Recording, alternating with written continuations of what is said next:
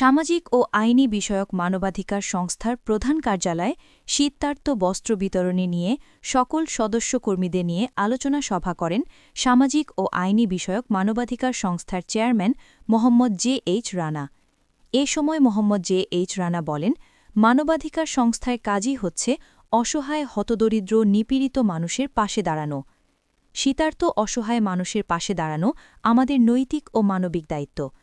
সামাজিক ও আইনি বিষয়ক মানবাধিকার সংস্থা সব সময় মানবতার কল্যাণে কাজ করে।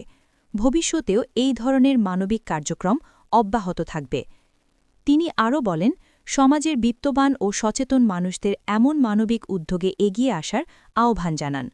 যারা সহযোগিতা করেছেন তাদের মধ্যে আমাদের সহকর্মীরা সর্বোচ্চ ভূমিকা পালন করেছেন এবং ওনারা শুধু অর্থ দিয়ে সহযোগিতা করেন নাই, ওনারা অর্থ, বুদ্ধি, পরিশ্রম এবং নিজেরা পরিকল্পনা সব কিছু ওনাদের এখানে বিদ্যমান ছিল।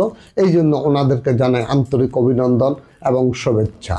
এই শীতের সকাল যেখানে এখনো কুয়াশাচ্ছন্ন, দিনের 11টা বেজে গেছে, তারপরও এত ঠান্ডার ভিতর দিয়েও আমাদের চাপাইন থেকে, আমাদের বিভিন্ন বাসাবাড়ির থেকে এই আমাদের বোনগুলি, আমার সহকর্মীবিন্দু, আমাদের প্রতিষ্ঠাতা পরিচালক, আমাদের সম্মানিত পরিচালক, সেক্রেটারি জেনারেল এবং আমার সহকর্মীবিন্দু প্রত্যেকে আসছেন।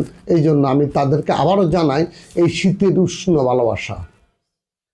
অত্যন্ত আনন্দিত এবং গর্বিত যে আমরা আমাদের প্রোগ্রামটি আজ খুব সুন্দরভাবে সফল হতে পেরেছি। আমাদের এই প্রোগ্রামটি কিন্তু সারা মাস চলমান থাকবে।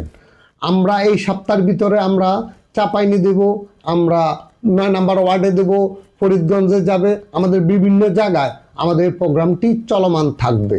এই চলমান যাতে আমরা রাখতে পারি সেক্ষেত্রে আমরা প্রত্যেকের সর্বাত্মক আর্থিক মানসিক সহযোগিতা কামনা করছি। এই নিয়ে আমাদের কার্যক্রমগুলো চলমান থাকবে। আমরা এই বলে আমি আমার বক্তব্য এখানে রাখছি। আল্লাহ হাফেজ। আসসালামু আলাইকুম।